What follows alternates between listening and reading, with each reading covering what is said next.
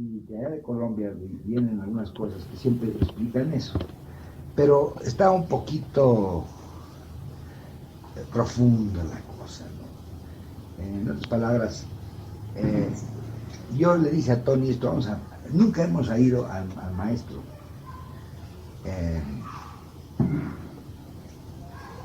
dar su concepto gnóstico de lo que es sí, la ciencia, la filosofía, el arte y la religión. Yo, por ejemplo, yo lo explico según mi manera, ¿no?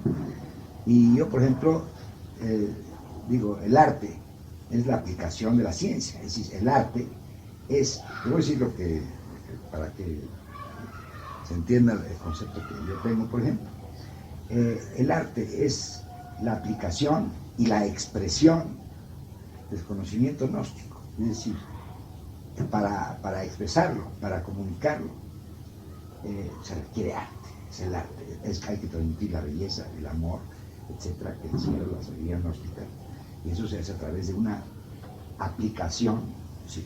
En el arte ya entra la práctica, pues no podemos hablar de arte teórico, ese es el concepto de arte, según el concepto mío, ¿verdad? Ahora, la ciencia, o digo la filosofía, pues ¿qué diríamos? Es la teoría del conocimiento, es decir, es la disciplina que busca la sabiduría, pero la filosofía no es la sabiduría, es decir, ese concepto de dónde entra la filosofía y luego la ciencia, la experimentación, la comprobación de los hechos del conocimiento para llegar a saber por experiencia propia, y la religión, la unión esa ya cuando hablamos de la divinidad, ya cuando nos metemos al espíritu, ya cuando entramos en la cosa de fe, por ejemplo, pues ya estamos en el terreno, según mi concepto, religioso. Pero yo no quiero meterme en lo que dicen enciclopedias ni lo que dicen en escuelas filosóficas ni nada. Lo que quiero es un concepto de labios y del maestro Samael, para que ya nosotros lo desmenucemos, pero tener ese concepto, ya sea que tenga mucho en común con lo demás o no, pero oírlo. Y yo creo que grabar eso para nosotros, todo para Tony y para mí, y para después transmitirlo, pues es muy importante, ¿verdad? Así es, hermano. Y entonces sí queríamos, pues, que nos hablara el maestro de esos 4 pilares en una forma, pues más o menos como lo sabe hacer, espontánea,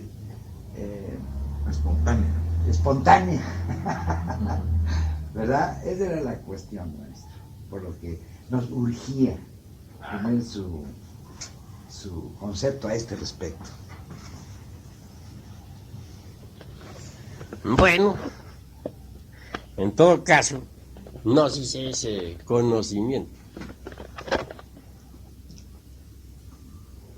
Protognosis es la gnosis, dijéramos, en estado de dinamismo, acción, impulso, etc. Prenosis, algo que es y no es gnosis. Autognosis es el conocimiento gnóstico propio de sí mismo, dijéramos la autoconciencia. Nosotros debemos, pues, familiarizarnos con todos los aspectos de la gnosis. Gnosticante, por ejemplo, es una labor, pues, de enseñanza, ¿no?, tendiente a promover la gnosis. Gnosticismo es el estudio de la gnosis. En todo caso, en mi libro, que titula La doctrina secreta de Anáhuac, hay un capítulo titulado Antropología gnóstica. Ahí está explicado con detenimiento lo que es la gnosis. Están también allí desglosados los términos gnósticos. Lo que pasa es que hay que primero editarlo, ¿no?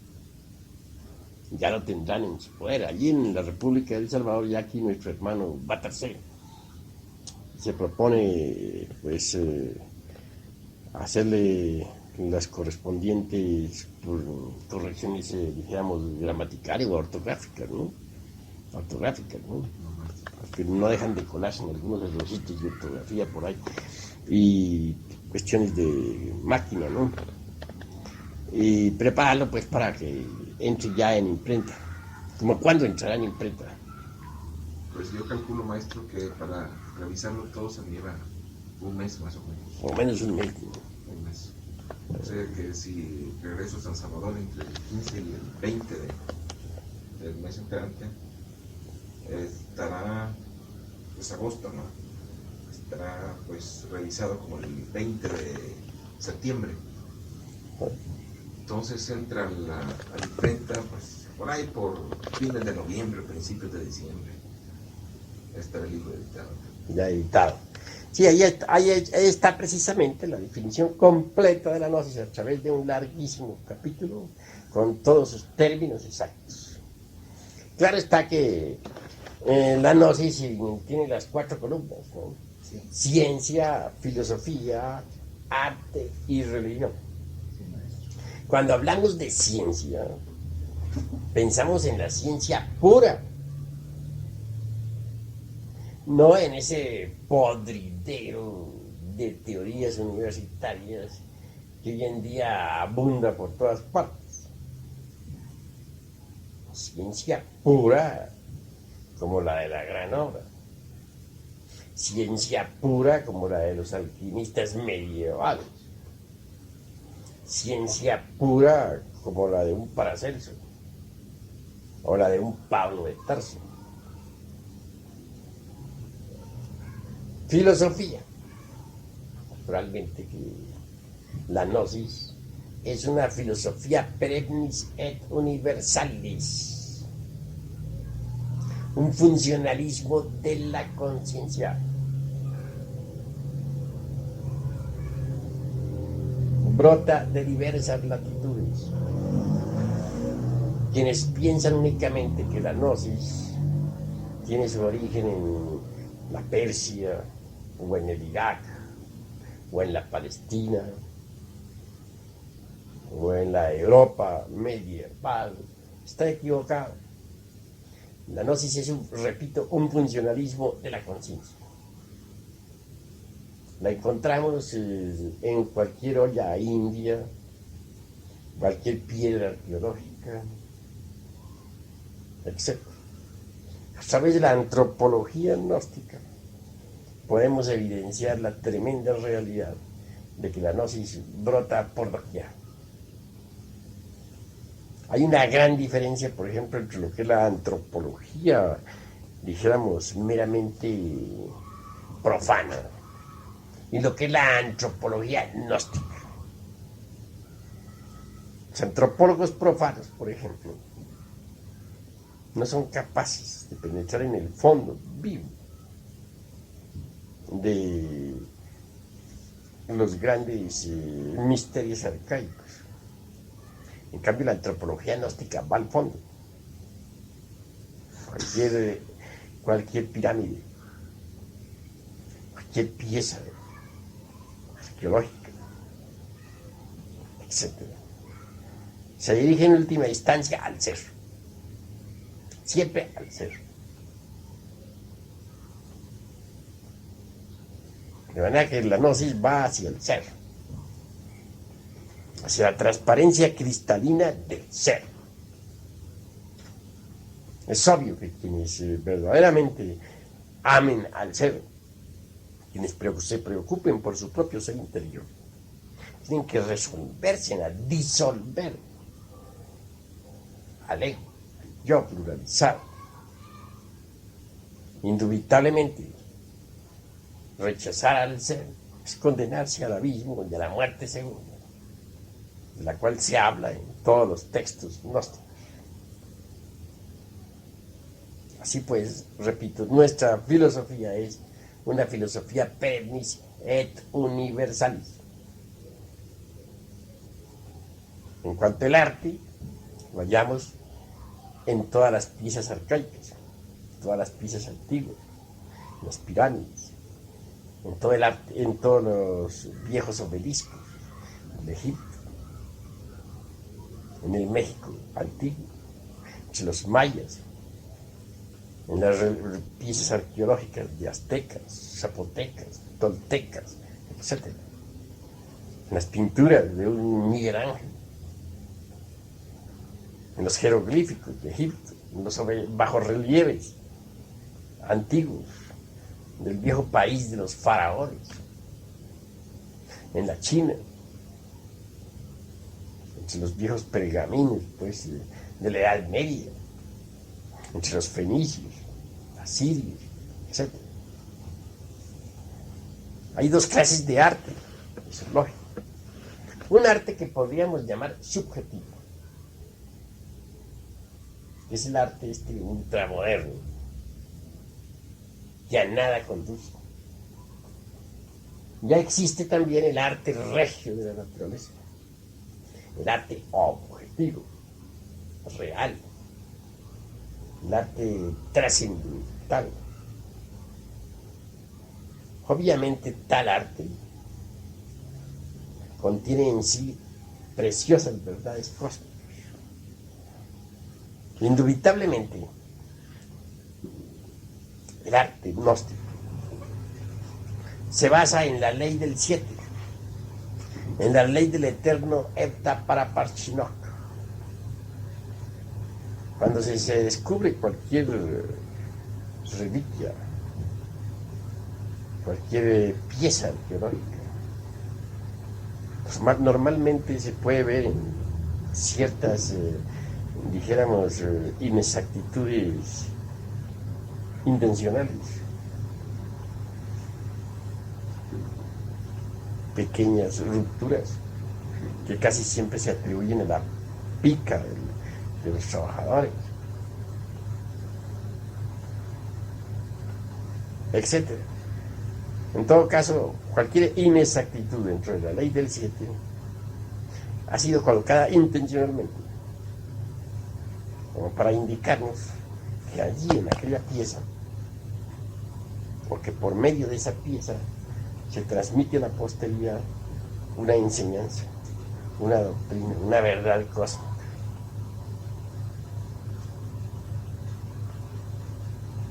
En cuestión de pinturas, lo mismo, la ley del 7 gobierna todas esas pinturas, dijéramos, antiguas, y aztecas, mayas, egipcios, fenicios, etc. Transmite preciosas enseñanzas.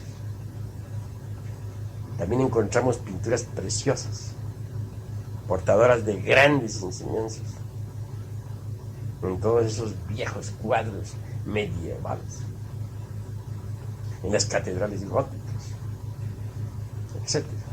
El arte regio de la naturaleza es, pues, dijéramos, el medio transmisor de las enseñanzas cósmicas.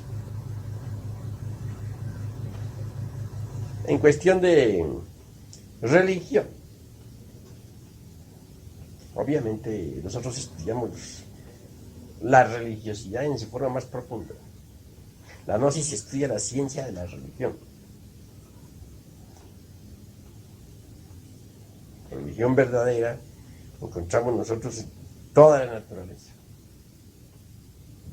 La gnosis pues va al fondo religioso, busca el religar, el querer ligar o volver a religar al alma con Dios. Y esto implica trabajo intensísimo, porque tiene uno que eliminar el yo psicológico, el mí mismo. Solo así es posible el religare de que nos hablaran los antiguos. La religiosidad pues que nosotros poseemos es completamente científica, es altamente filosófica, profundamente artística. Buscamos a la seidad, a lo divinal, dentro de nosotros mismos, no fuera de nosotros. Sabemos que si no descubrimos a Dios dentro de sí mismos, no lo descubrimos en ninguna parte. Nos preocupamos pues por autoconocernos, nos preocupamos por la autognosis. Cuando uno llega a la autognosis, se conoce a sí mismo, conoce al propio ser interior en sí mismo. Y este proceso de conocerse en sí mismo, de conocer a su propio ser íntimo, es precisamente la autognosis.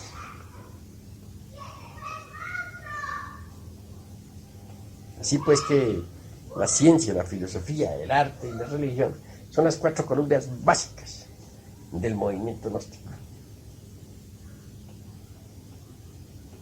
¿Hay alguna otra cosa así que preguntar? Me parece muy completo, ¿verdad?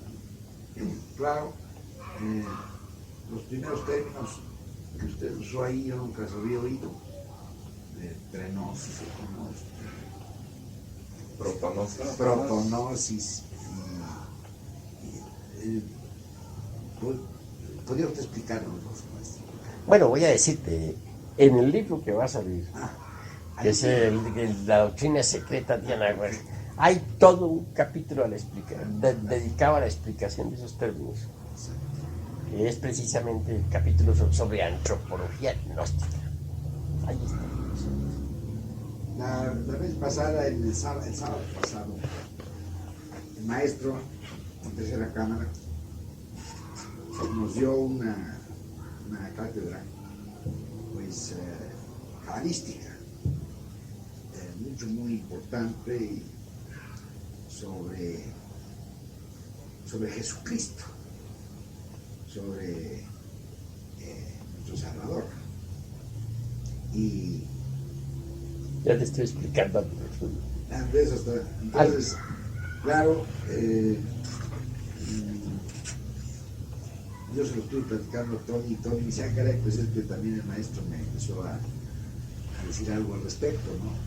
Pero es tan importante que en relación con el centro de gravedad del movimiento gnóstico, que radica precisamente en la iniciación de Tiferet, que es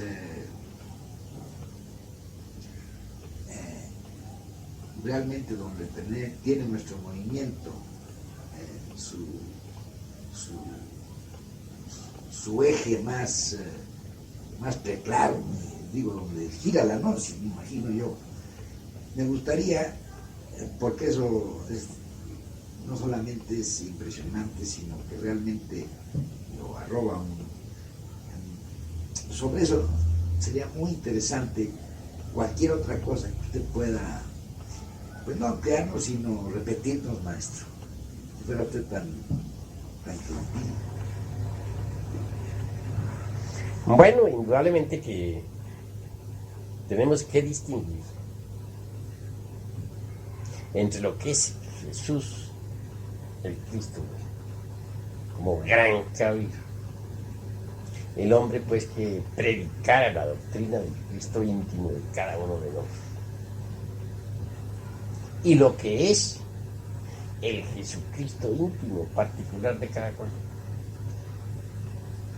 De manera que Jesucristo,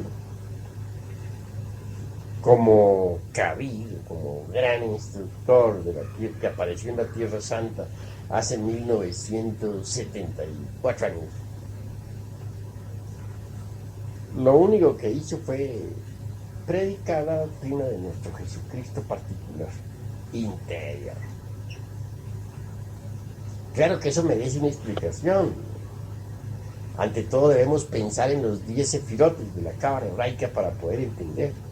Es decir, considero que para poder entender esto se necesita orientarse uno con el árbol de la vida. Solo así podría hacerse inteligible este tipo de conocimiento. Si miramos juiciosamente el árbol de la vida, descubrimos los 10 sefirotes de la cábala hebraica. Primero que todo está Keter, el viejo de los hijos. Es la verdad de las verdades, lo oculto de lo oculto, la misericordia de las misericordias. De manera que Él es nuestro Padre, que está en secreto. Se desdobla a sí mismo en Chomag. Este Chomag de la cábala hebraica es el Cristo cósmico, o el Crestus, o el Christus, el Vishnu de los indostanes. Keter, por ejemplo, es el padre, el Brahma de los orientales. A su vez, Chomag, el hijo, el Crestus, se desdobla en Binah, que es el Espíritu Santo, el tercer Logos, el señor Shiva de los indostanes. Existe una tendencia muy marcada en el mundo occidental a antropomorfizar los 3 aspectos del Logos. Y resulta que no es posible antropomorfizarlos. El Padre en sí mismo, el primer Logos, es múltiple. Esto significa que hay tantos padres en el cielo cuantos hombres en la tierra. El segundo Logos, el Crestos cósmico, es una fuerza universal. Se expresa a través de cualquier hombre que esté debidamente preparado. Y en cuanto al tercer Logos, el Espíritu Santo, se manifiesta como potencial sexual en todo lo que es, ha sido y será. El primer Logos en sí mismo, el anciano de los días, sabiduría. El segundo Logos, Chomag, es amor. Es el fuego mismo que arde en toda la creación. El Agnus Dei,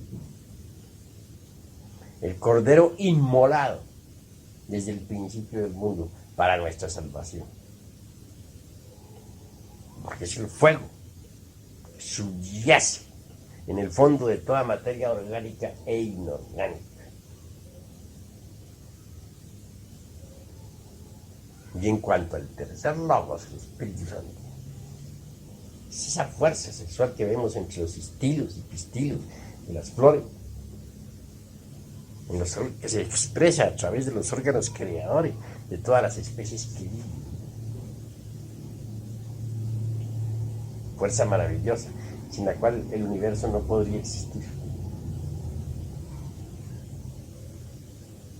Claro que entre esos 3 aspectos, dijéramos, superiores, primero, segundo y tercer Logos, y los séfirotes inferiores, hay un abismo, que es que está lleno donde hay un séfiro oculto, que es Da'at. Da'at, propiamente dicho, es el conocimiento tántrico, mediante el cual es posible trabajar uno por su autorrealización. Es un séfirote secreto, muy distinto a los 10. Es cognición tántrica.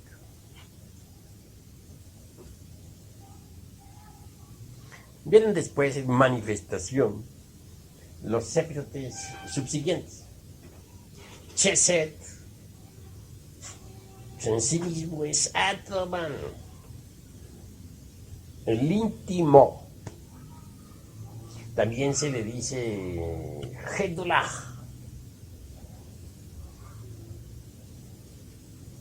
A su vez, Atman, o sea, se desdobla en Geburah. Y Geburah es el rigor, la ley. Es el Budi. Es el alma espíritu. La valquiria de la cual nos hablará don Mario Rosso de Luna, el insigne escritor español. La bella hilera, etc. Continuando con este orden, nos encontramos, pues, al esposo de la esposa, el mana superior de la teosofía oriental, que no es otra cosa sino Tiferet, o el alma humana, causal.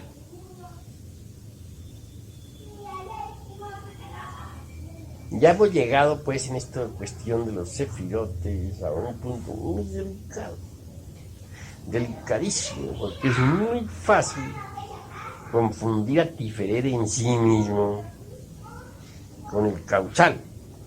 Y sin embargo el causal viene a ser el vehículo de Tiferet. Pero debemos distinguir entre lo que es el alma humana y Tiferet en sí mismo. Es claro que todo eso lo vamos explicando en orden. Pero continuemos con los séfirotes inferiores. Sigue en descenso Netzach, que es el mundo mental, la mente cósmica, la mente del ser humano. Luego viene Hot, que es el mundo astral, el cuerpo astral.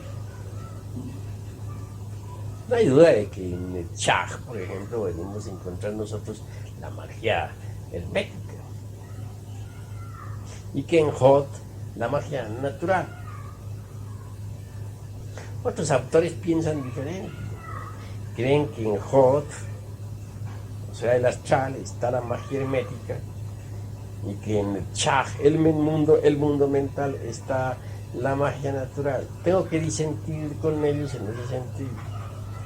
Porque resulta que la mente propiamente dicha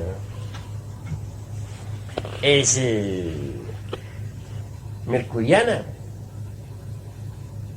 Pero hay autores que no están de acuerdo con mi concepto, suponen que es venusina.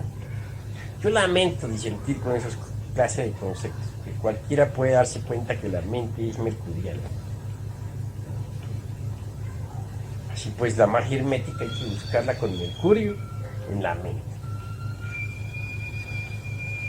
Y en cuanto a la magia natural, podemos, o magia ceremonial, o ritualística, etcétera, podemos bien encontrarla en el mundo astral, en el cuerpo astral.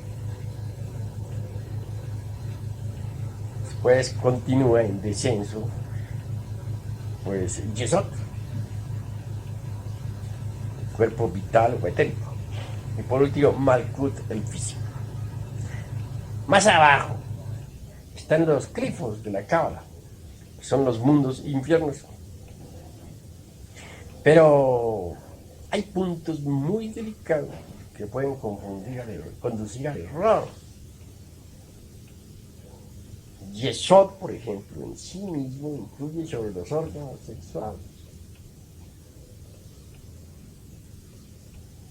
El asiento vital o lingam sabida no es más que la sección superior del cuerpo físico. Quienes no acepten este concepto vedantino, o quienes no lo aceptan, para hablar más claro, piensan que el físico es un cuerpo aparte, el vital otro muy distinto, etcétera, etcétera, y trazan entonces un orden un poco equivocado. Si consideramos al Yesod como fundamento, es claro que se encuentra en los órganos sexuales. El cuerpo vital sea el asiento de las actividades biológicas, físicas, químicas, es otra cosa. Que en alguna forma esté influenciado por Yesod, no lo negamos. Pero en todo caso, Yesod son los órganos sexuales.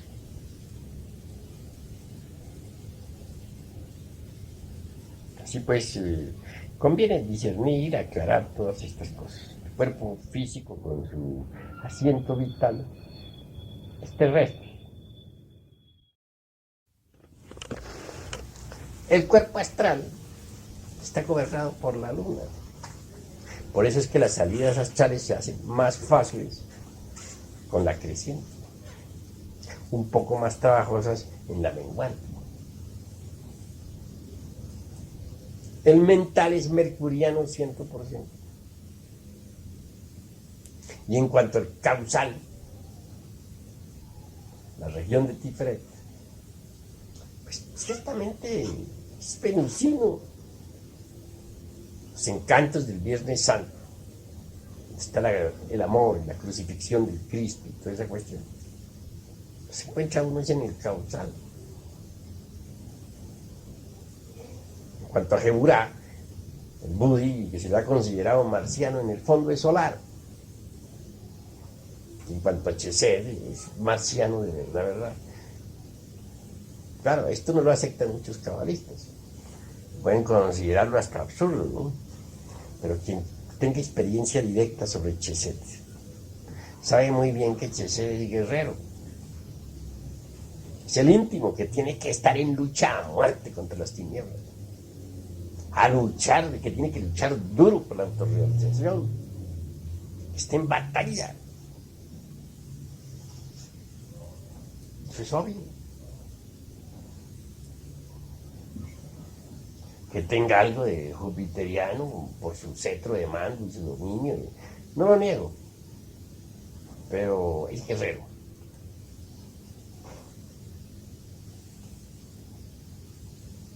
Si proseguimos pues en estas reflexiones, pensando aquí como se dice en voz alta, a través de la comprensión, de la meditación, dijéramos, íntima del ser y de la confrontación lógica. Es muy importante eso. Veremos, pues, que hay centros de gravedad en todo esto. El primer triángulo es, dijéramos, el triángulo logoico, que obviamente tiene su centro de gravitación. Eso cualquiera lo puede observar. En el padre, en el viejo de los siglos, en Keter. Si agarramos el segundo triángulo, lo encontramos ético. ¿Por qué le decimos ético? Porque sencillamente ahí prima la ética, la recta conducta. Es el mundo del espíritu puro.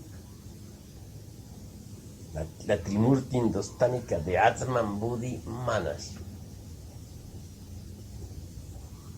Completamente ético. Chesed, Geburá, diferente.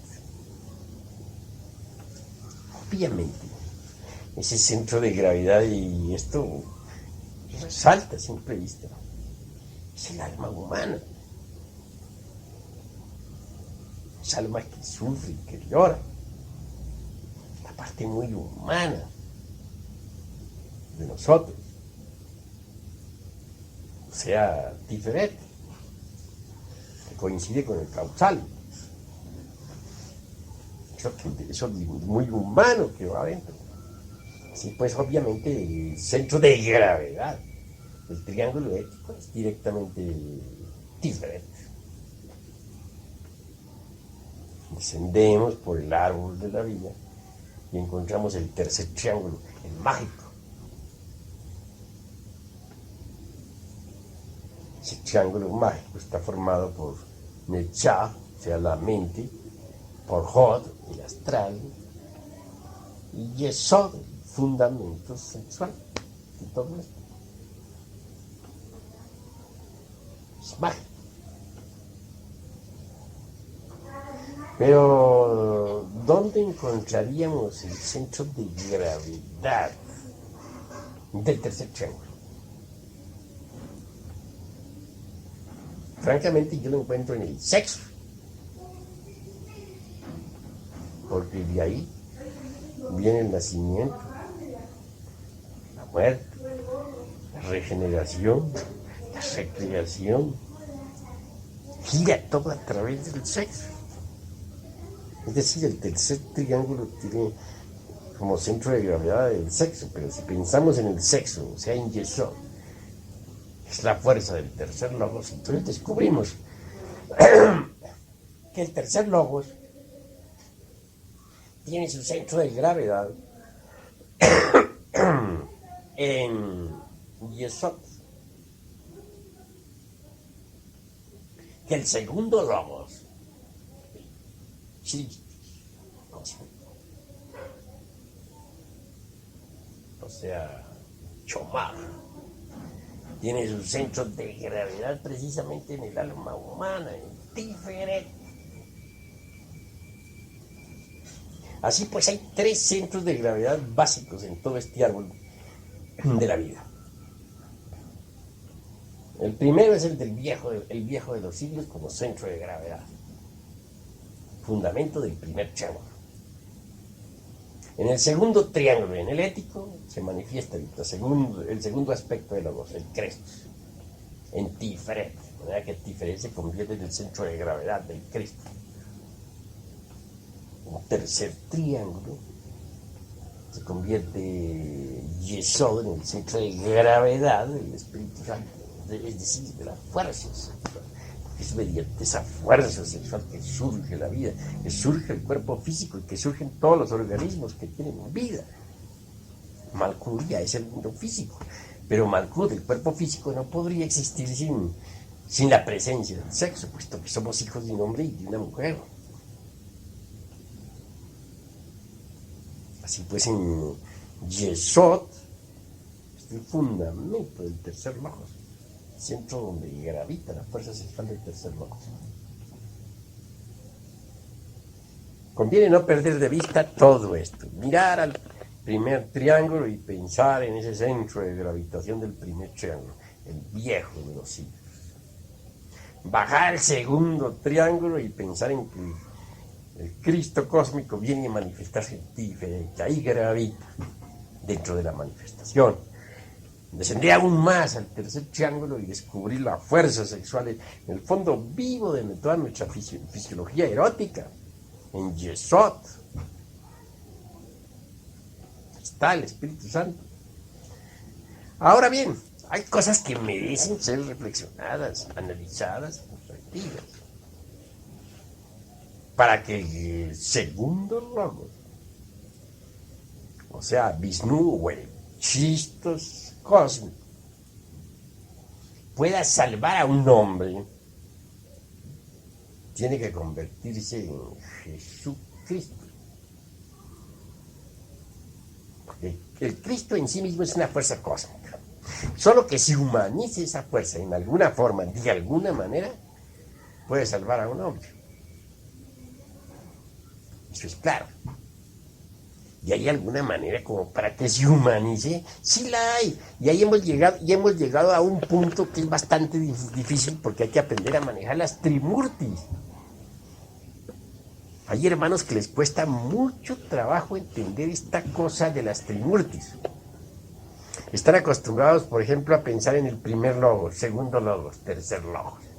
O sea, el Padre, el Hijo y el Espíritu Santo.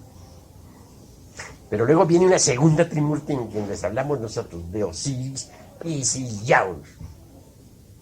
Entonces ahí se confunden, porque realmente la conversión de una trimurti en otra trimurti no se puede hacer a base de puro racionalismo.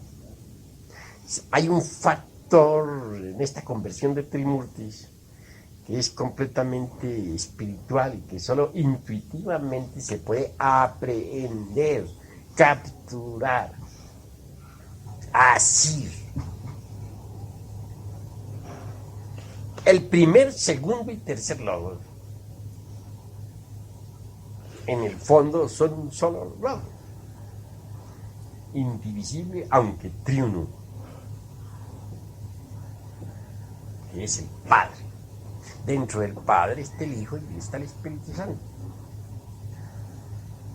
Así como dentro de un hombre verdadero está el cuerpo, está el alma y está el espíritu. Así dentro del Viejo de los siglos está pues también el Hijo y el Espíritu Santo. Y forman uno solo, íntegro, unitotal. Ahora bien, en el Egipto a ese único, unitotal, se le llamaba Osiris.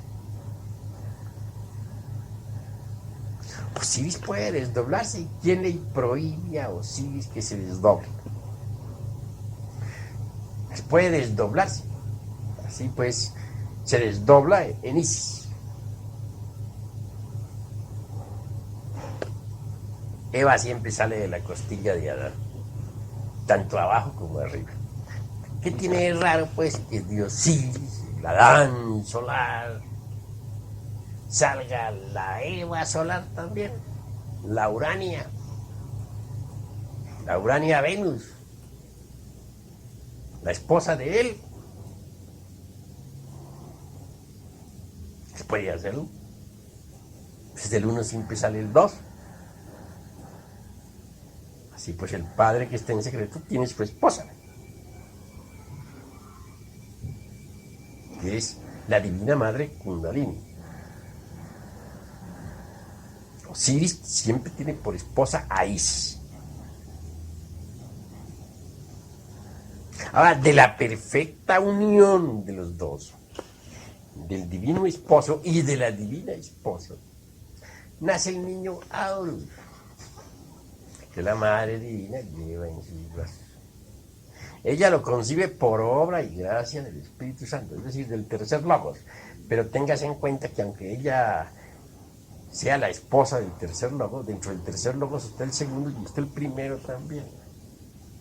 Porque al fin y al cabo el logos es triuno e indivisible, unitario, íntegro, unitotal. Se necesita mucha sutileza para entender esto, mucho refinamiento, mucho sintetismo conceptual, gran intuición. La conversión de las trimurtis de una en otra es algo que al estudiantado gnóstico le da mucho que hacer. Pero si ustedes agudizan un poquito su intuición, pueden entender. Claro, repito, de la plena unión o cópula sacra, divinal, entre él y ella, deviene el niño, que en el Egipto se llama Horus, y que en los tiempos hebraicos se le llamaba Yeshua. Yeshua significa Salvador. Bien sabemos que Jesús viene de la palabra Yeshua, y Yeshua es Salvador. Así pues, Yeshua, o sea, Jesús, o Horus, es lo mismo. Este Horus, o este Yeshua, como querramos decir, este Jesús, es el mismo Cristo, ya descendido de su esfera, del mismo Logos, segundo, o Crestos cósmicos, ya humanizado, convertido en hijo de un hombre divino y de una mujer divina, para hablar más claro, convertido en rey niño, salvador. Pero es un rey niño particular de uno, puesto que es el ser mismo de uno. Es el niño de oro de la alquimia. El niño de oro de la alquimia sexual, precisamente, ¿no? Está coronado. El niño Dios, Jesucristo. Cristo porque es el segundo logos. Jesús porque se ha convertido en Salvador. Para convertirse en Salvador ha tenido que, por decirlo así, descender de su misma esfera, penetrar en un vientre purísimo, virginal, y nacer por obra y gracia del Espíritu Santo. Entonces, claro, se ha hecho hijo de la Madre Divina.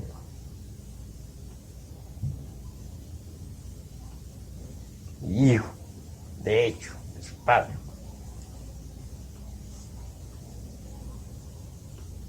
Entonces, maestro, diferentes Yeshua en otras palabras. Sí, puede decirse que diferente es Yeshua en otras palabras.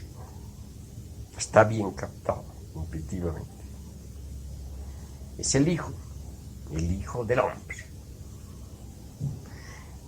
Alguien podría, por ejemplo, alcanzar la quinta iniciación del fuego, de que hablan todos los textos esotéricos, tanto de Oriente como de Occidente, sin que por ello recibiese la iniciación de Tiferet. Y sin embargo, Tiferet está relacionado con el causal. Y la quinta iniciación es del causal. Cualquiera diría que al alcanzarse la quinta iniciación, forzosamente se reciba la iniciación de Tiferet. Y eso no es así. La iniciación de Tiferet viene un poquito más tarde. Y no todos la reciben. ¿Quién la va a recibir? Entiendo que el que agarra la vía directa.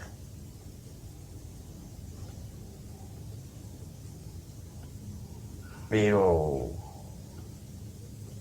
en todo caso, yo tengo que hablar lo que por mí mismo he experimentado, ¿no? Después de la quinta iniciación del fuego, hube de ser llamado por mi divina madre Kundalini.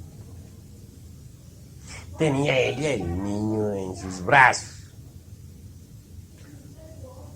Hice cierta petición de tipo esotérico. Ella me respondió: pídele al niño.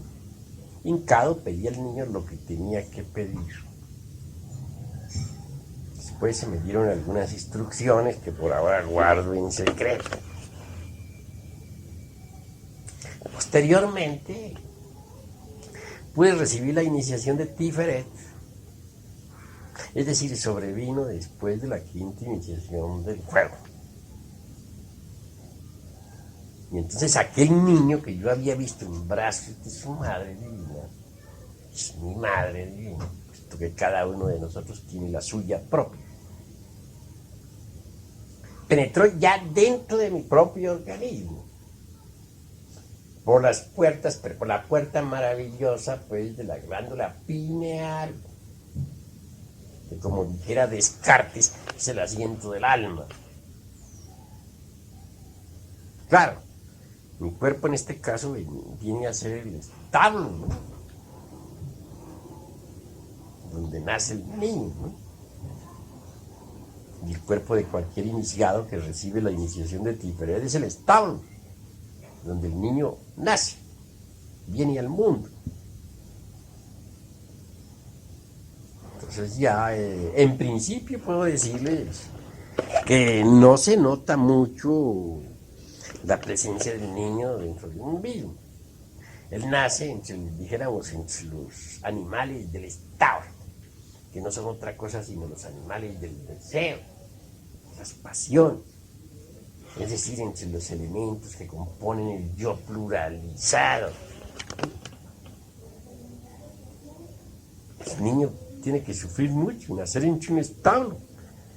Él no nace en un gran palacio, él nace en un establo. El establo. Bien, claro que va creciendo poco a poco, a través del tiempo. La labor que tiene que hacer ese niño es muy dura. Es el Cristo, que nace en el establo para salvarnos. De manera que todos esos animales del establo, él tiene que matarlos en sí mismo, eliminarlos en sí mismo. Y las tentaciones por las que uno pasa como ser humano, como persona que tiene un cuerpo de carne y hueso, son las tentaciones por las que tiene que pasar. Son sus tentaciones. Y el mismo cuerpo de carne y hueso de uno viene a convertirse en su cuerpo de carne y hueso. Así es pues como el Hijo del Hombre se hace, viene al mundo y se convierte en un hombre con cuerpo de carne y hueso. Ahí está el mérito de sus esfuerzos, de sus sacrificios. A medida que va creciendo, los sufrimientos para él van siendo más y más grandes. Vencer a las potencias de las tinieblas en sí mismo. Siendo él tan perfecto, tiene que vencer a las tinieblas en sí mismo. Siendo él tan puro, tiene que vencer a la impureza en sí mismo. Habiendo pasado él más allá de toda posibilidad de tentación, tiene que vencer a las tentaciones en sí mismo. De manera que nuestras tentaciones vienen a ser las tentaciones que él tiene que sufrir en sí mismo. Y nuestros dolores vienen a ser sus dolores, multiplicados hasta el infinito. Nuestros sufrimientos, sus sufrimientos. Nuestras preocupaciones, sus preocupaciones. Nuestras ansiedades, sus ansiedades. Nuestros anhelos, sus anhelos. Él es el Hijo del Hombre, por eso así se le llama, el Hijo del Hombre. El resultado de sus amarguras. Conforme va él creciendo, pues también es cierto que todo va muriendo. O mejor dijéramos, conforme va muriendo todos los elementos del Estado, él va creciendo, se va desarrollando, se va haciendo hombre. Hasta que llega a tomar la palabra para predicar la enseñanza, la doctrina, para hacer la obra del Padre. Pero tiene que vivir el mismo drama cósmico, que es el drama de la alquimia. Él es alquimista y él es cabalista. Y él tiene que vivir todo el drama de la alquimia, el drama químico. Vivirlo en sí mismo. El Judas es lo mismo.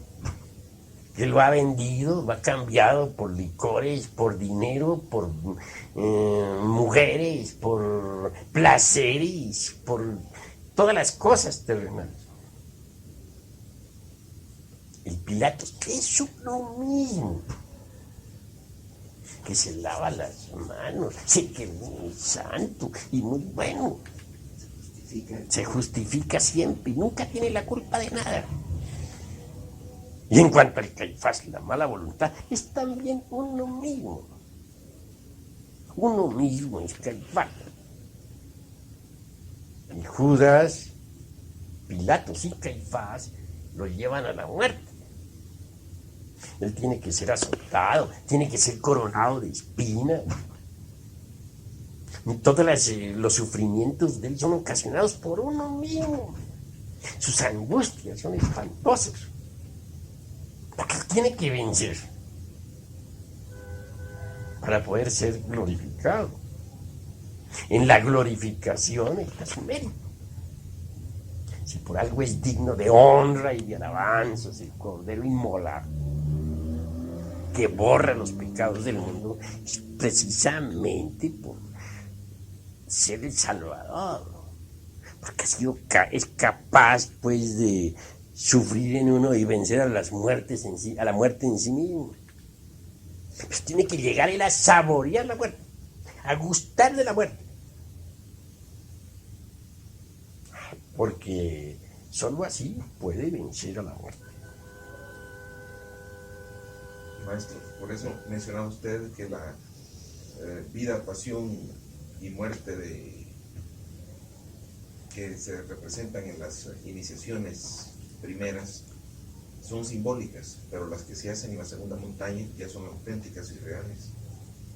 Bueno, es claro que antes de recibirse la iniciación de Tiferet, se recibe la ilustración del drama químico, o drama alquimista, o cósmico. Porque todo alquimista tiene que vivir su drama, el drama de la alquimia sexual, Uno tiene que ser alquimista para poderse autorrealizar. Algo te dije yo el otro día, o ayer, sobre alquimia. Te dije que a medida que iba pasando el tiempo, que fuera pasando el tiempo, yo te iría explicando sobre alquimia, a la luz de tus propias vivencias, de lo que tú mismo fueras viviendo. Es decir, tú me dijiste que así te gustaría y no la cosa meramente intelectual. Y es verdad, ¿no? Sino que aquello, lo que es la alquimia como fundamento y base, la vayas viviendo, ¿no? Y es claro que esa alquimia toda se desenvuelve en el drama cósmico. Es la vida, pasión y muerte y resurrección de nuestro Jesucristo íntimo particular. No del Jesucristo de la Tierra Santa, que es venerable porque predicó esta doctrina, sino de nuestro Jesucristo interior, particular, al que alude constantemente Pablo de Tarso y los grandes maestros. Así pues, que todo ese drama, que tal como está escrito en los 4 evangelios, es el drama alquímico que tenemos que vivirlo dentro de nosotros mismos. Y él, precisamente él, es el personaje central del drama. Cualquier clarividente iluminado puede verlo a él cuando está salvando a un iniciado. Cómo sufre, lo puede ver coronado de espinas, lo puede ver sujeto a las grandes vejaciones. ¿Quiénes son esas multitudes que piden su crucifixión? Todos los yoes. ¿Quién es ese Pilatos que se lava las manos? El demonio de la mente. ¿Quién es ese Judas que lo cambia por 30 monedas de plata? Pues no es otra cosa sino el deseo animal, el yo base del deseo, o los elementos más abominables del deseo. Y los 3 clavos, maestro. Y en cuanto a Caifás, pues es el demonio de la voluntad, mala voluntad. Los 3 clavos, porque se le crucifica, pues se le clava la cruz. Son las 3 purificaciones por el hierro y por el fuego. La cruz misma en sí es sexual. Ya sabemos que el palo vertical de la cruz es el falus y el horizontal es el útero. Ya sabemos que la verdadera cruz se forma con la inserción del lingam dentro del yoni. Es decir, el falus vertical dentro del éctasis formal hace cruz. Y la verdadera fidelidad del místico, del cristiano auténtico, se prueba con la cruz. Pero me refiero a la cruz sexual, aquella que se forma con la inserción del falus vertical dentro del éctasis formal. Esa es la cruz auténtica. Un individuo puede decir que es fiel al Cristo, que lo ama, que lo adora, pero si no lo prueba con la cruz, en el mismo lecho matrimonial, es falso y es mentiroso. Está demostrando que no es fiel al Cristo. Pero bueno, no nos apartemos tanto del tema. En todo caso, quiero decirles a ustedes que él vive el drama cósmico. Hasta con su muerte, matar a la muerte. Cuando lo ha logrado, entonces es cuando exclama el apóstol: vencida es la muerte con victoria. ¿Dónde está, oh muerte, tu victoria? ¿Dónde está, oh sepulcro, tu aguijón? De manera pues que entonces lo importante es que logre redimirnos. Al resucitar él, claro, el alma en él resucita. Todos nuestros principios anímicos y espirituales en él resucitan. Así pues es necesario comprender que él es nuestro auténtico Salvador interior, nuestro Jesucristo particular, íntimo. Es también bueno saber que el gran Kabir, que vino al mundo y que predicó esta doctrina, pues sabía muy bien que cada cual lleva su Jesucristo íntimo, particular. Él no quiere el gran Kabir Jesús de la Tierra Santa, el que vino al mundo hace 1974 años, no desea que nadie lo siga. Lo que quiere es que cada cual siga su propio Cristo íntimo. Ese es el que cuenta. Porque es nuestro Salvador, el que viene a reconciliarnos con nuestro propio Padre que está en secreto, con el viejo de los siglos. el gran reconciliador. Una vez que él ha logrado el triunfo de salvarnos, se glorifica. Y digno es de toda alabanza y gloria, puesto que ha vencido al mal en sí mismo, que es lo grave. No lo ha vencido desde afuera, sino en sí mismo. Se ha inmolado como cordero, por eso se le dice el cordero inmolado. Se ha inmolado para salvarnos con su sangre, es decir, con el fuego. Porque en alquimia la sangre se representa al fuego sagrado del Kundalini.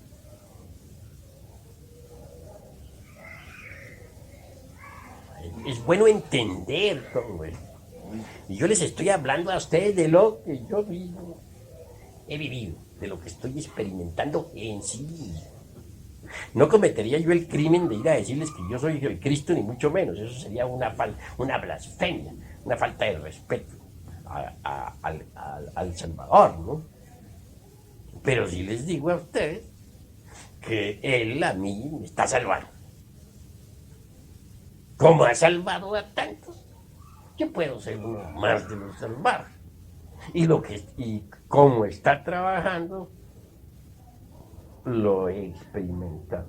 Y lo que estoy diciendo es lo que me consta, lo que Él vive.